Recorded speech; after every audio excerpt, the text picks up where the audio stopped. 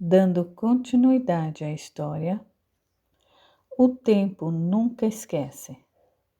Ditado pelo espírito Marco Aurélio, psicografado por Marcelo César, narrado por Lucy. Capítulo 48. De volta ao Brasil, na hora de Samir ir para o aeroporto, Teresa foi sincera. Ela terminava de arrumar a mala dele e, ao fechá-la, disse: "Não estamos bem." Samir concordou. "Você não é mais a mesma. Eu já havia notado comportamento diferente. Tem estado mais fria." "Perdão, Samir. Não tenho como continuar com você." Ela caminhou até o cofre e pegou as joias que ele lhe dera. "Tome."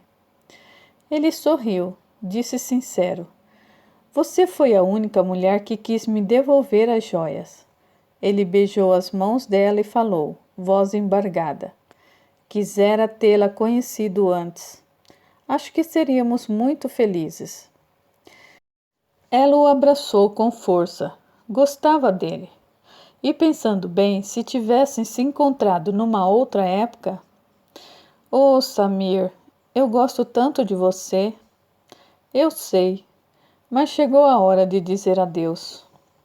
Ele afastou-se, apanhou a mala e seguiu até a porta. Abriu-a e se foi, sem olhar para trás. Teresa deitou-se na cama chorosa. De repente viu as joias espalhadas pela cama. Abraçou-as. "Minhas joias! Vou vender algumas para me manter e vou ligar para o Bento." No entanto, no dia seguinte, Teresa ligou para Bernarda. Precisava desabafar com alguém. Embora tivessem se alfinetado ao longo da vida, no fundo, elas se gostavam. E Teresa não confiava em ninguém, nem mesmo na mãe, para dizer o que ia em seu íntimo. Combinaram de jantarem juntas. Teresa chegou à casa da irmã e não gostou do que viu.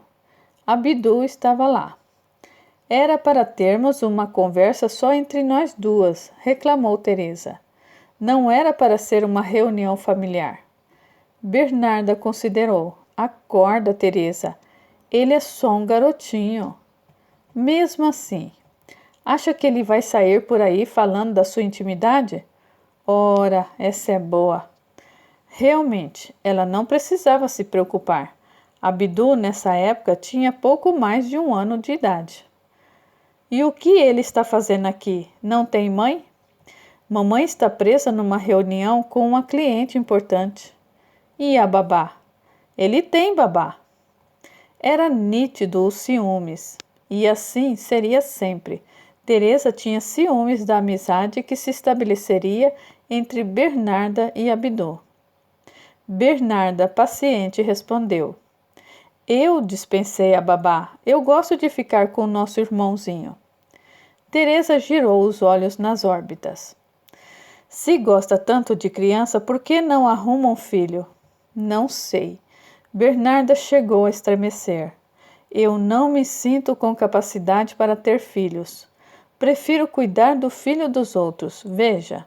exclamou Bernarda. Ele dormiu. Silêncio. "Vou colocá-lo no berço." Bernarda saiu carregando o pequeno Abdu e quando voltou, Teresa já havia aberto uma latinha de cerveja e acendeu um cigarro. "Vá para perto da janela", ordenou Bernarda. "Temos um bebê em casa." "Sim, senhora." Teresa caminhou para perto da janela, sentou-se numa banqueta e contou a história dela com Samir. Não omitiu nenhum detalhe. E por fim revelou: "Eu não me envergonho nem um pouco de ter vivido dessa forma." "Sabe que não vou julgá-la", disse Bernarda sincera. "Por isso está aqui." "Sei disso. Obrigada. Mas eu estou me sentindo perdida. O dinheiro das joias dá para eu me manter por um tempo, mas uma hora vai acabar. Eu queria trabalhar e ganhar um bom dinheiro, mas nunca fiz faculdade, nunca me interessei por muita coisa." "Poderia trabalhar comigo." "Imagine, Bernarda, não tenho formação." Mas você tem bom gosto. Você nasceu com bom gosto. Sempre se vestiu bem, dava dicas para a mamãe trocar os móveis da casa de lugar.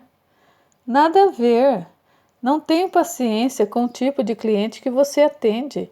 Eles mandam em você. Eu prefiro mandar. Riram as duas. Teresa prosseguiu. Além do mais, você fez curso. Estudou na Escola Pan-Americana de Arte. Seu trabalho é reconhecido. Eu só tenho ensino médio. Por que não faz o mesmo curso que eu? Estudar na Pan-Americana? Teresa, qual é o problema? Não é para mim. É preciso muita dedicação. O que lhe apetece? Não sei ao certo. Às vezes eu penso que eu gostaria de ser como a tia Célia, sabe? Comandar uma empresa de sucesso com as mãos firmes, mandar num monte de empregados.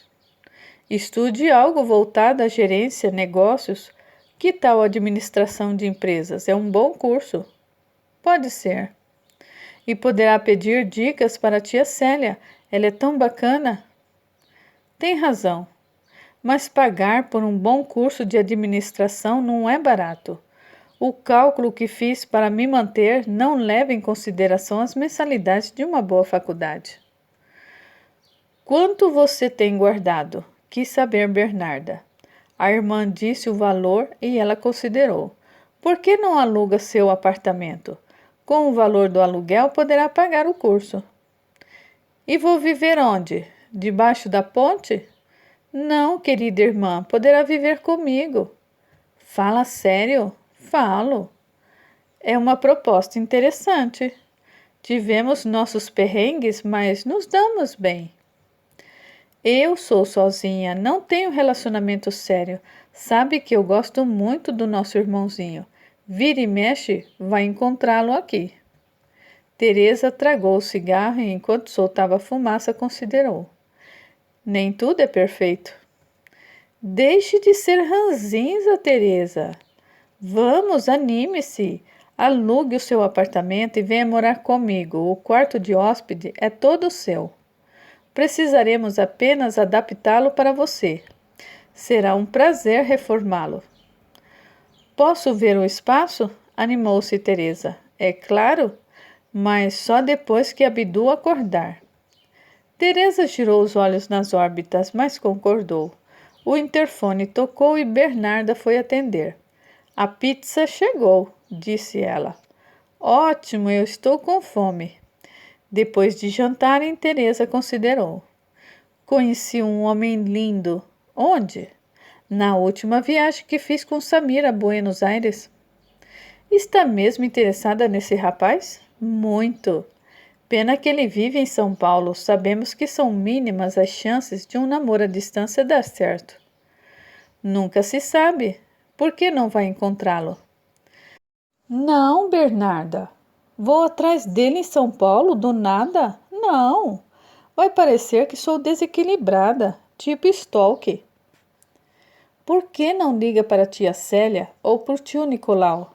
Vá visitá-los. Explique à tia Célia a sua vontade de trabalhar numa empresa, comandar pessoas. Quem sabe ela não lhe dê dicas interessantes. Você aproveita e une duas coisas. Tira as dúvidas das questões profissionais com a tia e vai matar as saudades do bofe. Se esse Bento, disse Teresa. Isso, se esse Bento perguntar o que está fazendo em São Paulo, diga que veio visitar seus parentes. Ele vai querer saber sobre o meu trabalho de consultora de moda. Teresa hesitou por alguns instantes. Diga a verdade. A verdade? Está louca, Bernarda? Se quer mesmo ter algo sério com esse moço, seja sincera. Nada melhor do que começar uma relação alicerçada na verdade. Está certa. Vou seguir os seus conselhos. Logo a conversa tomou um novo rumo. Bernarda levantou-se da mesa e foi ligar a máquina de café. Voltaram a tecer ideias sobre a reforma do quarto de hóspedes, porque o desejo de Teresa era de se mudar dali a um mês. Só que ela se hospedaria poucos dias na casa de Bernarda, porque depois da viagem a São Paulo, a sua vida mudaria para sempre. Capítulo 49. Teresa ligou para os tios e combinou de visitá-los na outra semana. Tanto Nicolau como Célia ofereceram-lhe um quarto para se hospedar. Para não desagradar nenhum deles, optou por ficar 2 dias na casa do tio e 2 dias na casa da tia. Chegou a São Paulo numa manhã ensolarada. Tinha vindo muito pouco à cidade, mas sabia se virar muito bem. Depois de pegar a mala na esteira de bagagens, dirigiu-se à parte externa do aeroporto e tomou um táxi rumo à casa do Nicolau. Ele desmarcou os compromissos do dia apenas para esperar a sobrinha. Quando ela entrou no apartamento, abraçaram-se com saudades. Colocaram os assuntos familiares em dia. Soube que a bisa Angelina está doentinha, comentou ele, triste. Não é que esteja doente, tio, corrigiu Teresa. Ela está cansada, afinal de contas está com 104 anos. É muita idade, não? Sim, tio, mas ela está bem. O importante é que está lúcida. Tia Rosana e tio Alberto vão quase todos os dias aplicar passes e conversar com as cuidadoras. A minha mãe também vai visitá-la. Isso é ótimo. Só a Bernarda não vai. Ela nunca se deu bem com a Bisa. Cada um tem um jeito de ser. Na verdade, tio, eu acho que ela ficou bem amuada desde que a avó Dirce morreu. Uma lágrima escorreu pelo canto do olho de Nicolau. Lembrar-se da mãe o emocionava. Às vezes penso que eu poderia ter ido mais vezes ao Rio, ter visitado mais a mamãe. A vida me empurrou para cá, se justificou. Faz anos que a sua vida é aqui, tio. Por que se culpar? Sei também, agora que sou bem crescidinha, que um dos motivos que afastaram você e a tia Célia do convívio com a vovó foi quando a minha mãe engravidou, do namorado da irmã. Você sabe de toda a história? Indagou Nicolau surpreso. Sim, mamãe sempre fez questão de nos contar a verdade. Independentemente da maneira como tudo aconteceu, dessa confusão toda, nascemos eu e Bernarda.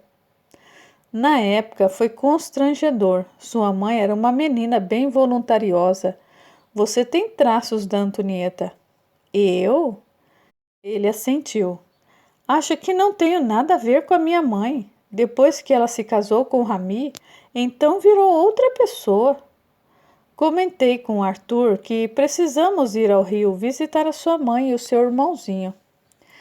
Teresa fez cara de poucos amigos. Nicolau não percebeu. Ela tornou amorosa. Tio, eu já passei da idade de estudar, mas conversando com Bernarda, cheguei à conclusão que eu quero concluir uma faculdade. Nunca é tarde demais para estudar. Eu sou a favor de estudarmos sempre, até desencarnar. O estudo gera conhecimento. O conhecimento, por sua vez, nos liberta da ignorância e nos dá o poder. Nada como ter o poder de fazer as escolhas mais sensatas. Fico feliz que tenha vontade de voltar a estudar. Conversaram até o momento em que Arthur chegou da loja para almoçar. Ele convidou Teresa para passearem pelo Oscar Freire. Teresa adorou o convite e assim passou dias encantadores ao lado dos tios. No dia seguinte à sua chegada, ligou para Bento. Estava ansiosa para encontrá-lo. Contudo, ele estava em Porto Alegre e retornaria dali a 2 dias. Ela desligou o telefone um tanto frustrada, mas esperaria. Ainda iria passar 2 dias com as tias Célia e Claudete. E estar do lado das tias ajudaria a conter a ansiedade. Estava louca para encontrar-se com Bento. Foi muito bom ter se hospedado na casa da Célia, porque Teresa precisava de alguém que lhe indicasse um norte no campo profissional. Depois da conversa com Célia, ficou claro que queria cursar administração de empresas. É um excelente curso e ideal para quem quer se tornar gerente, comandar uma empresa. Penso nisso, tia. Eu gosto de mandar.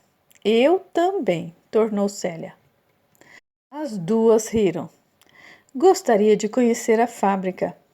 Vai ser um prazer levar você e mostrar como funciona a produção de roupas. E elas foram. Célia fez um tour com a sobrinha mostrando as áreas, como tudo funcionava. Teresa encantou-se com tudo. Já de volta ao escritório, encontrou Claudete e a cumprimentou com efusividade. Claudete era muito simpática e tinham se dado muito bem nas poucas vezes que haviam se visto. Teresa sentiu-se segura e acolhida. Revelou à tia sobre o interesse em Bento. Célia e Claudete torceram muito para que o relacionamento deles engatasse, de verdade. E se não der certo? Observou Teresa. Ao menos sei que quero conhecer um homem e com ele viver uma bonita história de amor. Ao mesmo tempo, eu desejo investir na minha carreira. Quando crescer, brincou ela, quero ser igual a vocês. Foi Claudete quem comentou. Atualmente você mora com a sua irmã, certo? Sim, eu acabei de alugar o meu apartamento e me mudei para um quarto que Bernardo ofereceu para mim. Com o valor do aluguel, eu vou pagar a minha faculdade. Bem pensado, comentou Célia. E quando for estudar, vai estagiar onde? Pelo que eu sei, a faculdade nos oferece uma lista de empresas. Por que não começa já a estagiar na nossa empresa? Indagou Célia.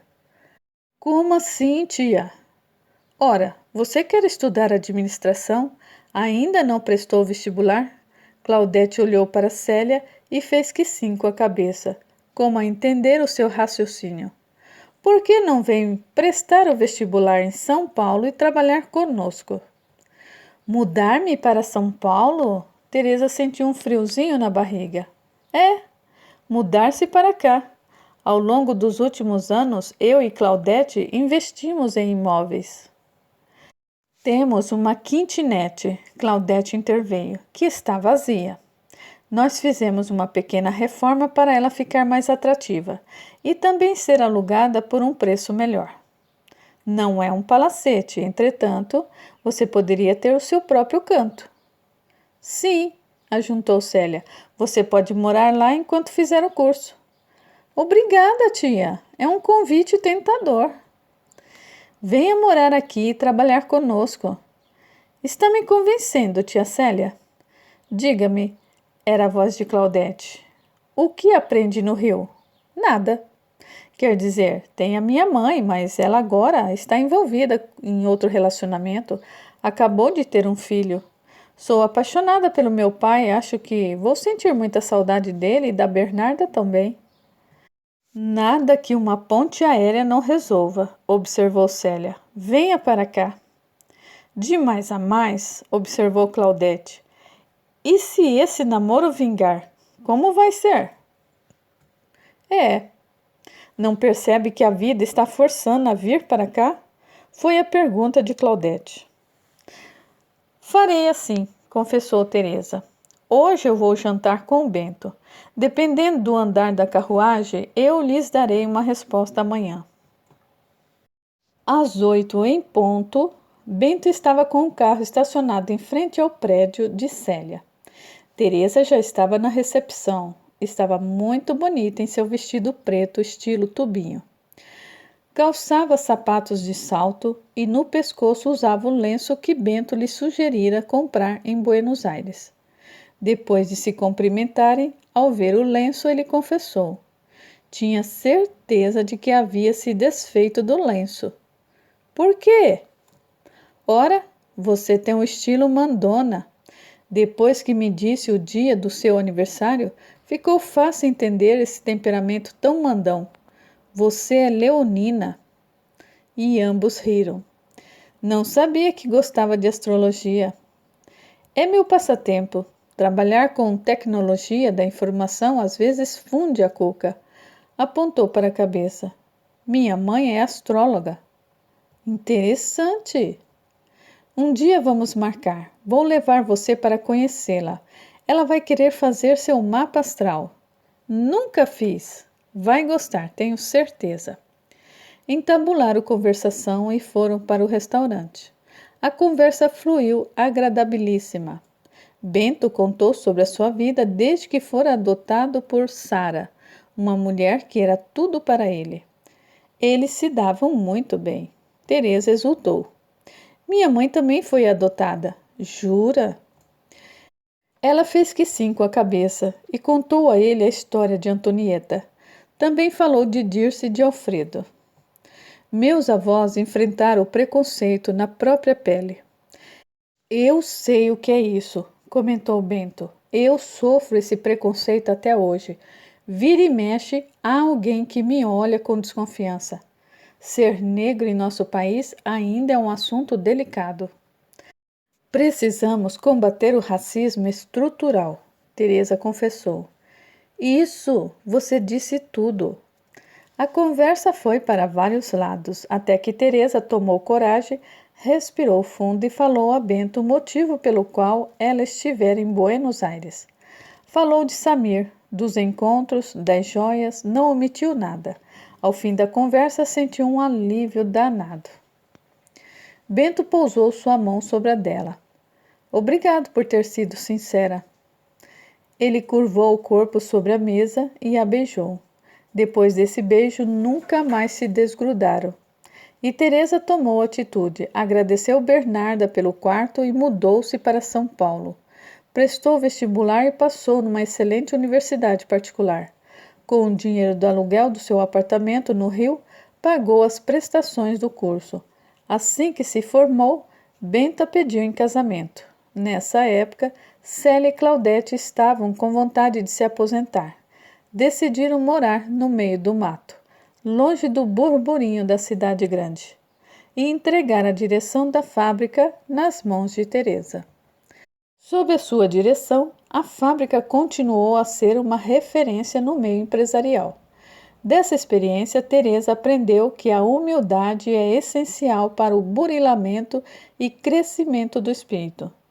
Quis se livrar de alguns conceitos e crenças que a impediam de crescer em todos os sentidos. Bento era espírita, frequentava o mesmo centro que Arthur.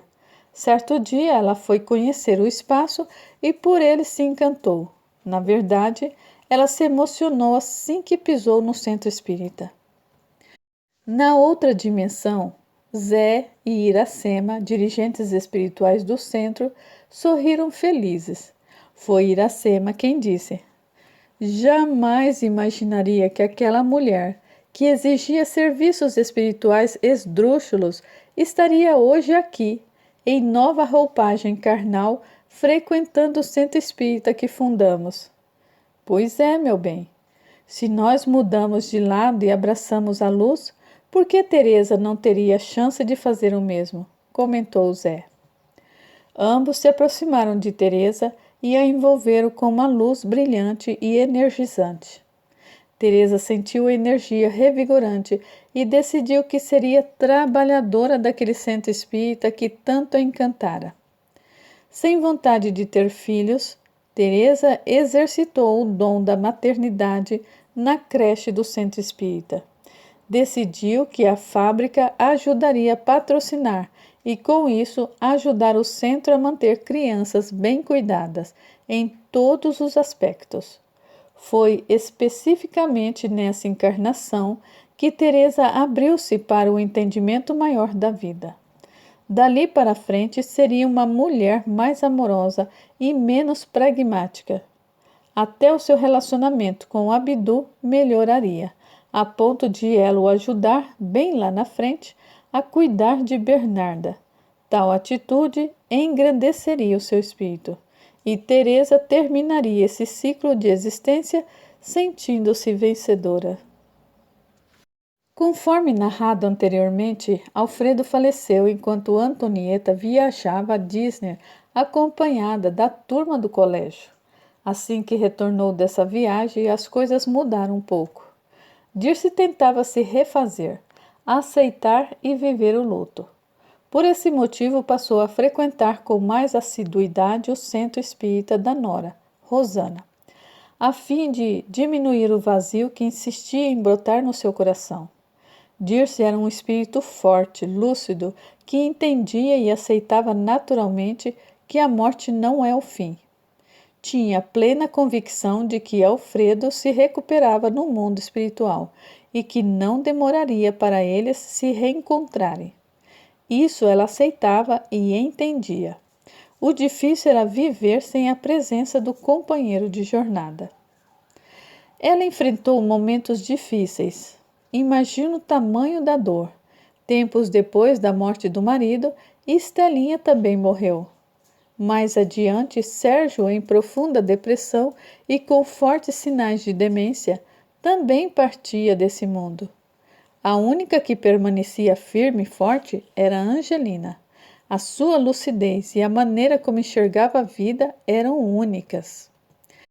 Para se ter uma ideia de tamanha lucidez e autonomia, muitos anos lá na frente, com mais de 90 anos, ainda viveria no mesmo apartamento que dividira havia anos com Felisberto, Estelinha, Sérgio e Marcílio. A empregada que vivia em sua casa pedira demissão e Angelina passou a viver sozinha, o que preocupou a família. Embora independente, era uma mulher com um corpo físico na faixa dos 90 anos, ou seja, qualquer queda ou escorregão poderia lhe trazer graves consequências. Marcílio fez uma reunião familiar expondo a sua preocupação. Decidiram, portanto, que o apartamento de Angelina seria reformado e nele constariam itens de segurança, como barra de apoio nos corredores e banheiros, e ausência de tapetes para que se diminuísse a possibilidade de tropeços e tombos. Foi mais ou menos na época dessa reforma no apartamento de Angelina que Dirce apresentou cansaço e não dava conta de ajudar a educar duas crianças terríveis, como as filhas de Antonieta. Foi ideia de Marcílio convidar a tia para morar com Angelina. Ela aceitou se mudar para o apartamento de Angelina. Antes de providenciar a mudança, porém, Dirce fez uma reunião com os filhos para decidirem sobre o destino do casarão. Antonieta gostava e queria usufruir a casa. Além do mais, quando botara a mão na sua gorda poupança, fizera significativa reforma no imóvel. E era espaçoso, arborizado, tinha aquele belo jardim com piscina, ideal para ela e para as gêmeas. Alberto, Nicolau e Célia aprovaram a ideia. Só faltava o aval de Cleonice, mas ela havia cortado relação com todos os irmãos, menos com a cunhada. Rosana era a única que, muito de vez em quando, falava com Cleonice. Numa ligação rápida, ela disse meio sem ânimo: "O imóvel é da minha mãe, Rosana. Ela decide o que fazer com ele. Eu não tenho de opinar." Assim, a família decidiu que Antonieta e as gêmeas permaneceriam no casarão e Dirce instalou-se no apartamento de Angelina. Ambas viveriam com muita cumplicidade e bastante conforto. Alberto, Rosana e Marcílio sempre as visitavam e não lhes deixavam faltar nada. Nicolau e Célia de São Paulo ligavam sempre que possível, além de Claudete, que toda semana religiosamente conversava um pouquinho com Angelina. O tempo foi passando, até que um aneurisma levou Dirce primeiro aos 92 anos. Meses depois, aos 104 anos, Angelina também deixou o mundo físico. Aqui cabe informar que Angelina seguiu lúcida até o último momento da sua valiosíssima encarnação. Um dia, ela acordou um tanto cansada, mas cumpriu a rotina diária que consistia em uma refeição frugal, medicação, leituras edificantes e boas conversas com as cuidadoras. Ao se deitar, sorriu para a cuidadora da noite e agradeceu, de maneira singela. Obrigada por tudo. A moça não entendeu, mas também agradeceu um tanto tocada, porque gostava muito dela. E quem não gostava? Pois bem, Angelina deitou-se, fez suas orações e logo adormeceu. No meio da madrugada, seus lábios emitiram um leve suspiro e Angelina morreu, de forma tranquila e indolor. Capítulo 50. A vida junta os afetos e desafetos, para que os laços de discórdia se rompam e os laços de afeto se fortaleçam. Entre idas e vindas, a reencarnação apenas deseja que possamos encerrar um ciclo melhores do que começamos. Em termos de graus de parentesco, nessa encarnação específica, Bernarda era filha de Antonieta, que fora prima de Marcílio, e Corina fora filha de Marcílio, que por sua vez fora filho de Estelinha, irmã de Alfredo, pai de Antonieta. Muitas vezes, o grau de parentesco não mede o amor que naturalmente emana entre as pessoas. Percebemos isso ao notarmos a relação amorosa que sempre existiu entre Bernarda e Corina. Nessa configuração eram primas um pouco distantes, mas amavam-se como se fossem irmãs. Ao chegar a Londres, Bernarda surpreendeu-se com a gravidez. Não posso acreditar, Corina. Você vai ser mãe? Vou. Desde que conheci Deodato e começamos a namorar, queríamos ter filhos. É um desejo mútuo. Vai criar a criança aqui ou voltarão para o Brasil? Não, vamos viver aqui. A bem da verdade, fomos convidados para trabalhar numa fazenda a 2 horas de Edimburgo, na Escócia. Estamos providenciando a mudança. Tão longe? Nos dias de hoje, a tecnologia fez com que a distância não fosse mais um problema. Mesmo assim, poderei falar e ver você todos os dias, mas como ficam o abraço, os almoços, os bate-papo com café e bolo? Disse Bernarda chorosa. Vai ser duro viver longe de você. Vamos fazer de tudo para nos ver mais vezes, prometeu Corina. E essa barriguinha? Quando vai nascer? A surpresa que queria lhe contar ao vivo e em cores é que nessa barriguinha não tem só um bebezinho, mas 2. Bernarda levou a mão à boca. 2? Como eu e Teresa? Quem sabe? 2 meninos, 2 meninas, 2 menines? Elas riram. Bernarda estava bastante interessada. Já sabe o sexo dos bebês? Não. Eu e Deodato concordamos em saber somente quando nascerem. Parabéns, Corina. Bernarda estava emocionada. Essas crianças já são abençoadas. Imagine serem filhos seu e do fofo do Deodato. Serão crianças desejadas e amadas, muito amadas. A conversa fluiu agradável e Corina emendou. Eu e Deodato chegamos à conclusão de que vamos batizar as crianças. A família de Deodato é ligada à igreja e não abre mão do batismo. Vão batizar as crianças aqui? Queríamos batizá-las no Brasil, mas por conta da bisa Angelina, ela estava bem velhinha para enfrentar um voo longo e cansativo. Agora, porém, decidimos que serão batizadas aqui. Tem razão, pena que ela se foi. No entanto, teve um desencarne digno, ressaltou Corina. Ela sabia que iria morrer naquela noite. Que espírito lúcido, que mulher! Quero pautar a minha vida com os valores que ela nos transmitiu. E, se possível, transmitir esses valores para os meus filhos. Eu bem queria que ela durasse 200 anos. Eu gostava muito dela. Na verdade, eu aprendi a amá-la com o tempo. Não entendi, tornou Corina. Bernarda sorriu e disse sincera. Preciso lhe confessar. O quê? Quando eu era pequena, não me dava muito bem com Angelina. Não sei explicar, mas havia uma animosidade e era de mim para com ela. Preciso ressaltar porque Angelina sempre foi simpática comigo.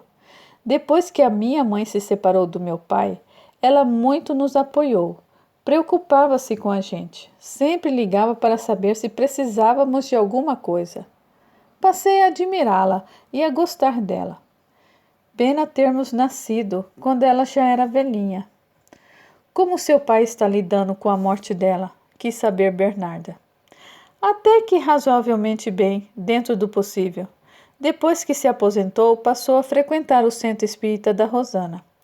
Ele e mamãe estão muito felizes de terem tempo para se dedicar ao trabalho espiritual. Papai assumiu as aulas antes ministrada pela Angelina. Mamãe tem feito composição belíssimas para ser cantadas na abertura dos trabalhos no centro espírita. Parece que estão firmes no propósito de abraçarem o serviço voluntário. Confesso que deveria ir mais ao centro. Estou sempre protelando. Não se obrigue a fazer o que não gosta, observou Corina. Eu sei que você adora ir à igreja, acender uma vela pelos entes queridos que se foram. Você tem a sua própria religiosidade. Está tudo certo. Você sempre me conforta, Corina. E quanto a Lucas, faz tempo que não vejo. Ele decidiu seguir a vocação. Junto com a namorada, montaram uma produtora musical.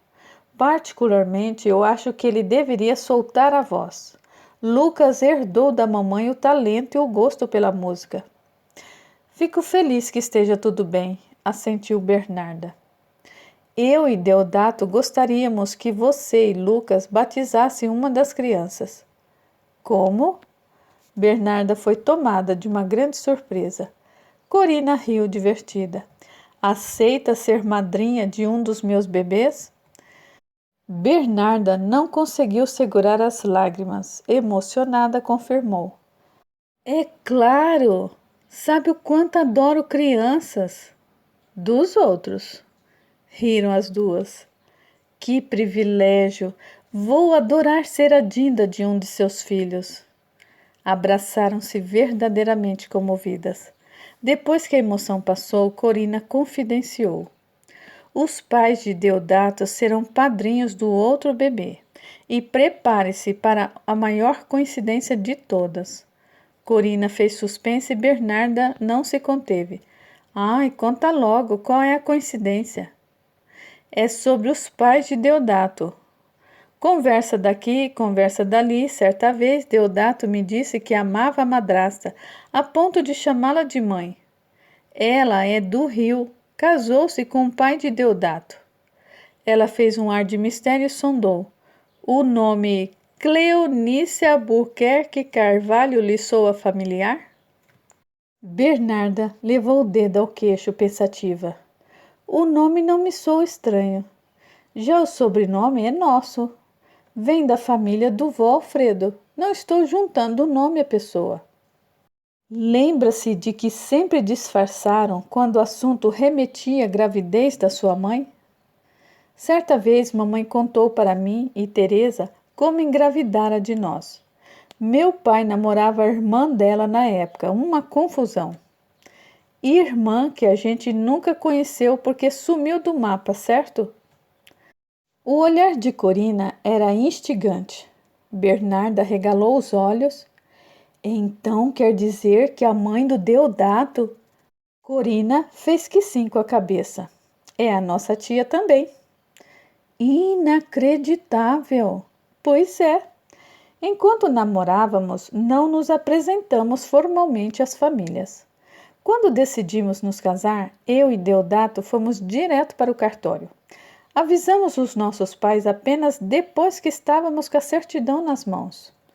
Ao me descobrir grávida, fiz uma videochamada para dar a boa notícia aos meus pais. O Deodato quis que dessemos pessoalmente a notícia aos pais dele. Fomos até a cidade deles e eu a conheci. E como foi esse encontro? Foi ótimo, eu gostei dela. É uma senhora articulada, inteligente, muito simpática, extremamente discreta, não falou nada da família dela até eu revelar que éramos parentes. E como ela reagiu? De forma surpreendente, confessou Corina. Capítulo 51. Faltava falarmos de Cleonice. Afinal, depois de sair da casa da mãe e nunca mais botar os pés lá, o que aconteceu com ela? Bom, os dias que se seguiram à revelação da gravidez de Antonieta foram extremamente desagradáveis para Cleonice. Ela ficou tão perdida que não sabia ao certo o que fazer. Não pensara em besteira alguma, nada de se vingar de Antonieta ou tirar satisfações com Eurico. Nada disso importava mais. Cleonice queria de fato sumir, desaparecer. Pensou em passar uma temporada em São Paulo. Tanto Célia como Nicolau lhe abriram as portas da casa. Ela era bem-vinda na hora que quisesse, quando quisesse. Cleonice agradeceu o carinho e o apoio dos irmãos. Num dia muito angustiada, decidiu tomar um passe no centro espírita de Rosana. Lá chegando, foi atendida por uma simpática senhora que, depois de ouvir o relato de Cleonice, conduziu-a a uma sala especializada em tratamentos emocionais. Tratava-se de uma sala iluminada por uma luzinha azul reconfortante. A música era suave, com melodia cadenciada, que convidava ao recolhimento e à meditação. No meio da sala havia 6 cadeiras colocadas em círculos e atrás de cada cadeira havia um médium postado de pé, trajando roupas brancas. Cleonice foi convidada a se sentar numa das cadeiras. Assim que começou a receber as energias revigorantes das mãos do médium, ela caiu num pranto sentido. Chorou bastante. Ao terminar o passe, o dirigente da sala lhe ofereceu uma caixinha de lenços. Ela apanhou alguns, assoou o nariz e saiu sentindo-se mais aliviada. Em seguida, a senhora que a atendera lhe informou sobre o curso de 4 semanas, voltado para as curas emocionais do indivíduo. Cleonice aceitou o convite e fez o curso, realizado uma vez por semana. Ali, Cleonice aprendeu sobre o ponto de poder que há em nós. Ponto de poder? Sim, o ponto de poder é o que nos move em direção àquilo que verdadeiramente a nossa alma almeja. Mas para nos conectarmos com o nosso ponto de poder, é preciso iniciar a reforma íntima, tão bem difundida nos livros de Allan Kardec. E o que seria a reforma íntima?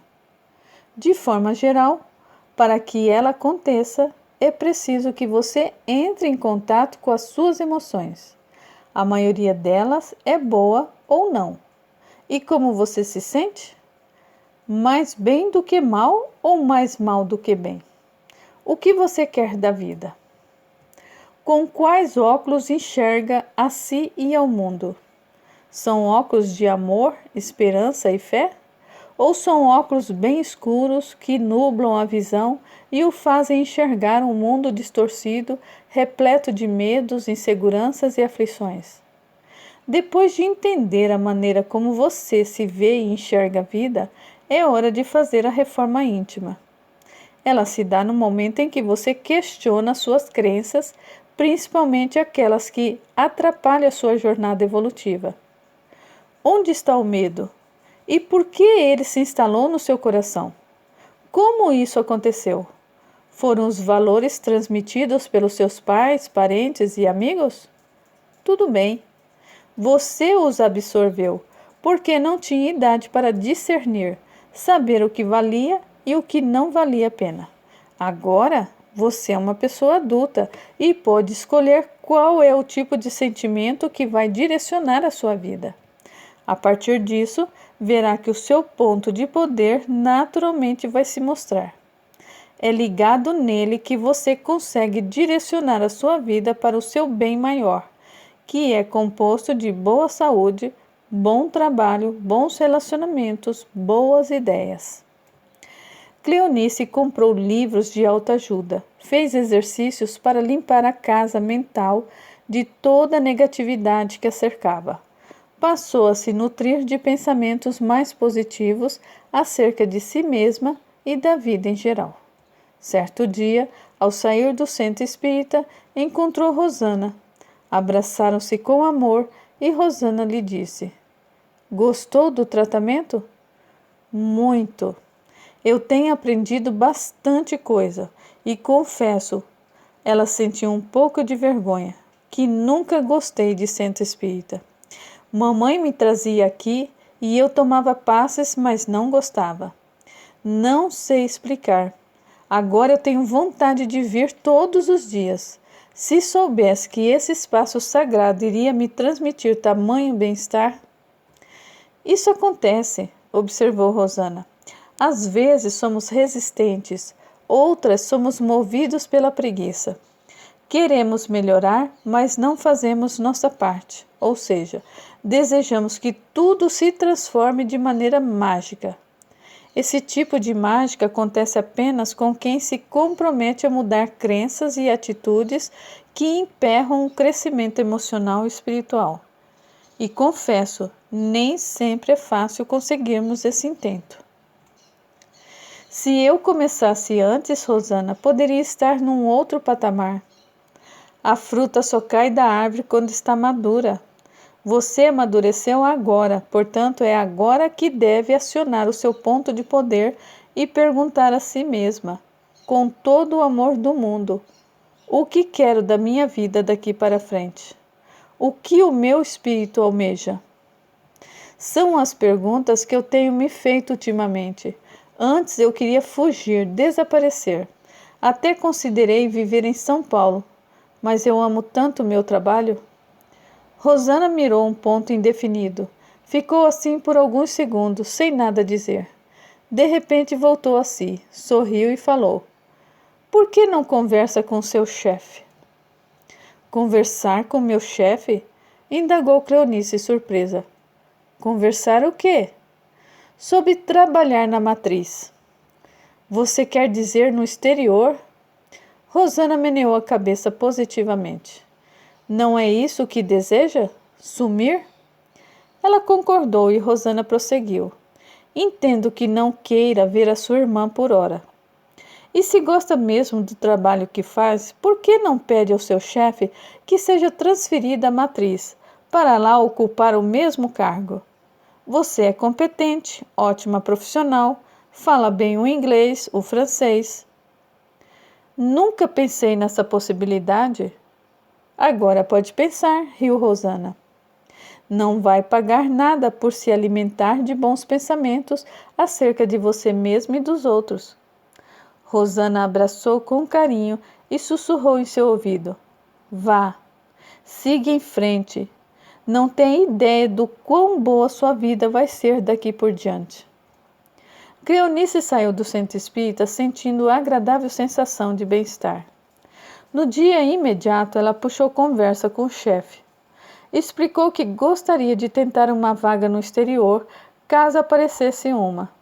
Dali a 3 meses, a vaga surgiu. Cleonice nem titubeou. Desfez-se dos móveis e dos objetos, ficando só com o essencial. Doou tudo para o centro espírita. Em seguida, colocou o apartamento à venda e depositou o valor da venda em uma conta de um banco de Zurique. Não desejava mais retornar ao país. Logo, estava adaptada à rotina do trabalho e da vida na cidade. Travara amizade com pessoas dos mais variados países. Namorou um rapaz aqui e outro ali, até que, uma conferência da empresa em Berlim, reviu Celso, o rapaz por quem ela se apaixonara anos atrás. "O que faz aqui?" indagou ele surpreso.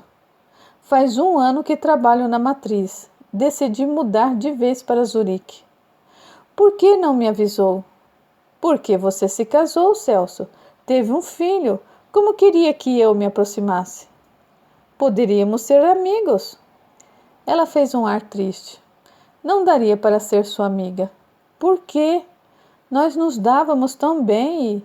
Cleonice o silenciou, pousando o dedo em seus lábios. Sentia-se forte o suficiente para ser sincera. Porque eu nunca deixei de te amar.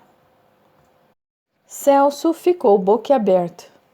Ele fora muito apaixonado por Cleonice.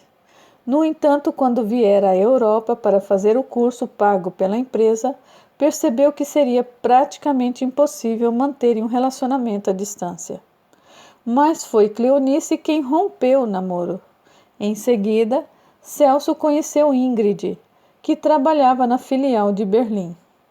Não foi amor à primeira vista, mas Celso queria ter alguém. Desejava muito ser pai. Casou-se com Ingrid e tiveram Deodato, um menino incrível, amante dos animais e que desde cedo afirmara que seria veterinário. O casamento durou 5 anos até que Ingrid descobriu um câncer de mama. A doença logo se espalhou e Celso ficou viúvo e com um filho pequeno para criar. Não quis se casar e decidiu ser pai solo. Criava Deodato com muito amor, carinho e companheirismo. Cleonice estava estupefata. Está solteiro? Sim. Gostaria de mudar seu status para casado?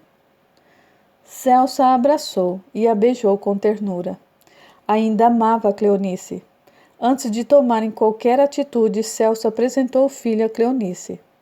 Eles se deram bem logo de cara, visto que Deodato era um doce de criatura.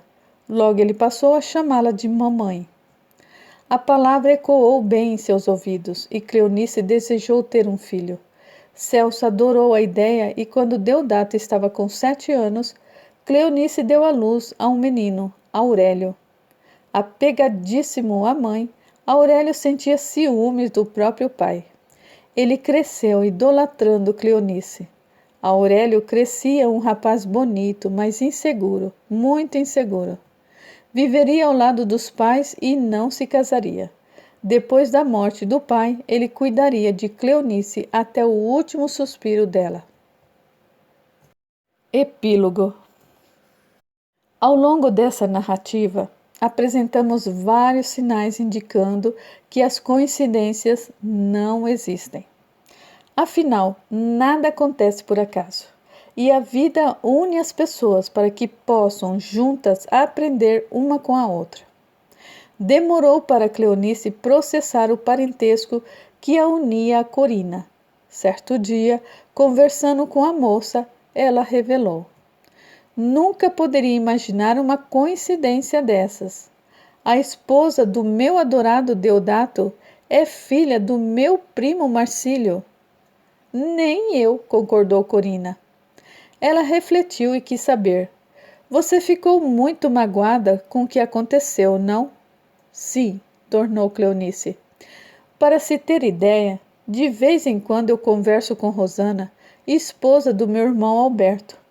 As nossas conversas geralmente são rápidas. Apenas perguntamos uma à outra se está tudo bem.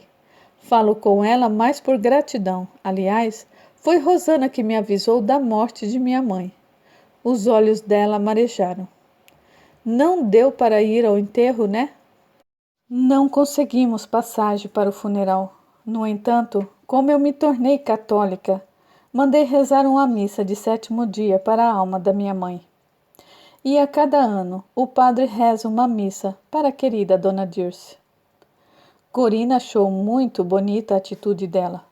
Cleonice simpatizou com Corina e narrou toda a sua trajetória de vida.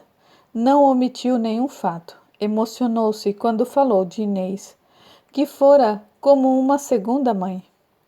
Ela bem que tentou levá-la para o exterior, mas Inês preferiu ficar no Brasil e morar com uma sobrinha até morrer. Mostrou a Corina o exemplar surrado da Bíblia que ganhara de Inês ainda adolescente. Talvez, por influência de Inês, abracei o catolicismo. Se sente bem assim? Muito. Eu adoro uma missa. Cleonice suspirou e apontou. Este livro surrado é meu companheiro de leitura e reflexão. Posso lhe assegurar que li as escrituras de trás para frente. Sabe, depois que eu vim para o exterior, eu passei a frequentar uma igreja. Já casada com Celso, fiz a crisma. Por tudo isso, eu acho importante que as crianças sejam batizadas e agradeço você por concordar com o batismo. Imagine, Dona Cleonice, fui criada no Espiritismo e por essa razão me considero cristã.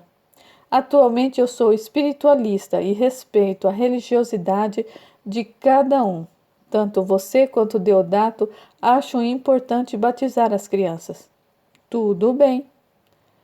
Obrigada, tornou Cleonice emocionada. Depois de mais um pouco de conversa, Corina finalmente perguntou: Você a perdoou? Primeiramente, eu perdoei a mim mesma, revelou Cleonice. Eu me julgava uma imbecil. Interessante porque quando eu era pequena, chamava de imbecil a pessoa que não me agradava. Meu pai me repreendia por conta disso. Nunca mais usei a palavra, mas quando descobri ter sido traída pela minha irmã, eu a xinguei de imbecil e me senti uma imbecil. Frequentei o centro espírita da minha cunhada Rosana, fiz um tratamento espiritual que me deu forças para me reerguer. Depois disso, nunca mais peguei no meu pé. Nunca mais me chamei de burra ou de imbecil. Aliás, nunca mais na vida eu me coloquei para baixo. E assim aprendi a me respeitar e, obviamente, respeitar os outros. Hoje, mais madura, eu entendo o que aconteceu. Não aprovo o que Antonieta fez. Mas ela tem um jeito dela, as crenças e os valores dela. Soube que mudou muito depois que foi mãe. E me parece que mudou mais ainda quando teve o filho. O milagre da maternidade nos faz enxergar a vida por outro ângulo. Sem dúvida, concordou Cleonice. Eu me transformei quando conheci Deodato. Mesmo não sendo meu filho, eu o amei como se tivesse saído de mim. Quando Aurélio nasceu, a transformação foi total. Aprendi o que é amor incondicional, porque eu faria qualquer coisa pelos meus filhos, qualquer coisa. Marcílio ficou feliz em saber que o marido de Corina era enteado de Cleonice. Certo dia, preparando-se para viajar a Londres em virtude do batizado dos netos, ouviu de Rosana: A vida une as pessoas que têm afinidades, raramente as separa. Quando as separa, é porque precisam experienciar vivências que aprimorem o espírito. Mas é algo temporário. Depois voltam a se reunir. Por que está me dizendo isso? Porque eu tenho certeza de que você vai se apaixonar pelos seus netos. Curioso, Marcílio quis saber. Eu os conheço? Quer dizer, eu os conheci no passado? Rosana nada disse. Simplesmente sorriu. Um sorriso cúmplice, matreiro, de quem sabia quais eram os espíritos que novamente retornavam ao planeta. Ela fez uma prece de agradecimento aos céus e torceu para que trilhasse um bom caminho. O nascimento dos filhos de Corina correu de forma tranquila. Devido ao tamanho de um dos bebês, foi sugerida uma cesárea. Eles vieram ao mundo fortes e saudáveis. E uma grata surpresa, Corina dera à luz a um menino e uma menina. Ela e Deodato estavam felicíssimos com seus bebezinhos. O batizado das crianças ocorreu dali a 6 meses, numa linda manhã de domingo. Estavam habituados a uma Londres nublada e chuvosa. Todavia, naquele domingo de verão londrino, tudo parecia trabalhar a favor, desde o clima até o reencontro familiar. Depois de anos e anos, já no altar, Cleonice reencontrara o primo Marcílio. Cumprimentaram-se com alegria. Deixariam para colocar os assuntos em dia durante o almoço do batizado. Atrás dele estava Bernarda. Cleonice a encarou e em seguida estendeu-lhe os braços. Grande prazer conhecer você. Digo mesmo. Bernarda a abraçou com afetuosidade. Você não tem culpa de nada. O que a sua mãe fez está no passado. E o passado cuida de tudo. As duas se emocionaram e logo avistaram os pais com os bebês entrarem na igreja. Corina entrou sorridente ao lado do marido. Ela segurava o menino e Deodato a menina. Caminharam na direção da pia batismal. O padre os esperava e ao lado dele estavam Bernarda e Lucas, os padrinhos da menina. Do outro lado estavam Cleonice e Celso, os avós que iriam batizar o menino. A cerimônia foi belíssima. Do outro lado da vida, Dirce e Alfredo estavam ao redor de Cleonice. Angelina, remoçada, belíssima, cujo espírito emitia uma luz cálida e calmante, ao lado de Felisberto, permaneceu perto de Corina. Eles também estavam emocionados. Agora que tenho maior consciência sobre os desígnios de Deus, desejo que o amor de Cleonice por Aurélio seja transformador e capaz de desfazer os nós da animosidade entre eles. Eles serão muito felizes, constatou Dirce, trajando uma túnica azul bebê. Também encontrava-se remoçada e belíssima. E esse bebezinho, acha que vai dar muito trabalho, meu amor? Aposto que sim, tornou Alfredo risonho. O Marcílio vai babar por esse menino. Não duvido de que ele e Dalila decidam se mudar de país. Tudo leva a crer que eles vão se despedir do Brasil e optar por viverem mais perto dos netos. Ali do lado, Felisberto fazia suas considerações. Creio que Corina vai ser muito feliz. Seus filhos vão lhe trazer muitas alegrias. Concordo, observou Angelina, trajando uma túnica de cor bem clarinha. Talvez os irmãos tenham dificuldades de se aceitarem integralmente, por conta do passado. Entretanto, acredito que a educação e os valores que Corina e Deodato irão lhes transmitir serão capazes de os conduzir no caminho da aceitação, do respeito e do perdão. O padre tomou a jarra de água do coroinha e pediu que os padrinhos pegassem os bebês. Cleonice segurou o menino e Bernarda segurou a menina. Ele derramou água sobre a cabeça do menino e disse: Eu te batizo, Décio. Em seguida fez o mesmo com a menina: Eu te batizo, Maria Estela. Ao ouvir o nome da bebezinha, Bernarda sentiu-se extremamente tocada e um estremecimento percorreu seu corpo. Sem saber que segurava no colo o espírito que fora sua filha em outra vida, ela encarou a bebê e por ela sentiu um amor imenso. Represado havia muito tempo. Terminada a cerimônia, ela beijou a bebê e sussurrou: Prometo que o tempo nunca vai me deixar esquecer. Eu a amarei por toda a minha vida, Estelinha. Pós-fácil. Em O Tempo Cuida de Tudo, primeiro livro dessa trilogia, alegamos que um romance espírita geralmente é costurado por tramas, fatos e mensagens que nos tocam profundamente a alma e nos levam à reflexão, com o intuito de nos fortalecer a autoestima, rever crenças e posturas que nos paralisam no caminho da evolução e, por certo, nos ajudar a entender o porquê de determinadas pessoas e situações desagradáveis aparecerem em nosso caminho. Ao fim de tudo, à medida que nos envolvemos com a narrativa, amamos ou desgostamos de determinados personagens.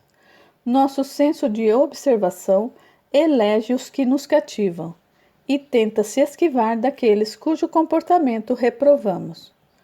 Desejamos que os que são bons aos nossos olhos tenham um final feliz. e que os maus, seguindo o estilo de narrativa do primeiro livro da trilogia, O Tempo Nunca Esquece, também teve começo, meio e fim. Alguns personagens do livro anterior continuaram sua jornada neste planeta. Outros desencarnaram ao longo da trama.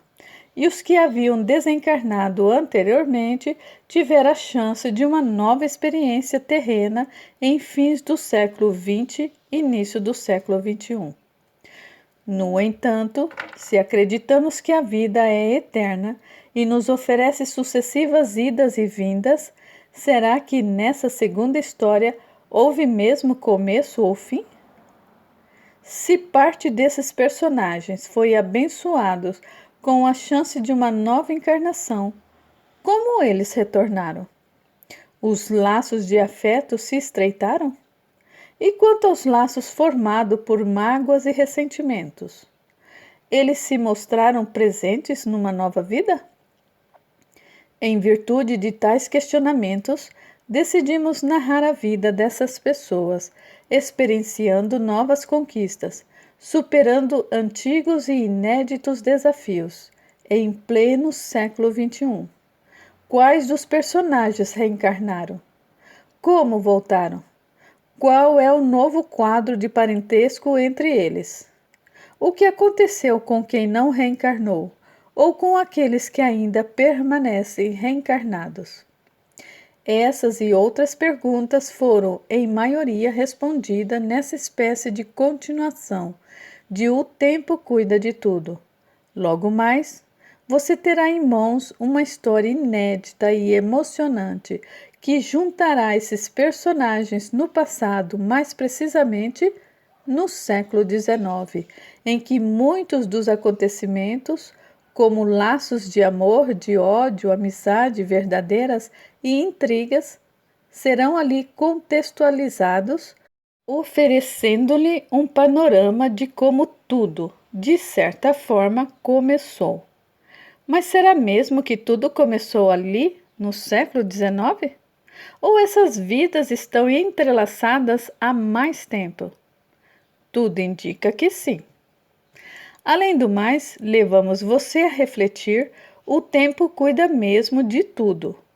Ou há fatos que marcam o espírito de tal modo que nem mesmo o tempo deixará de esquecer. Aguarde o terceiro livro dessa emocionante trilogia, O Poder do Tempo. Chegamos ao fim de mais uma história.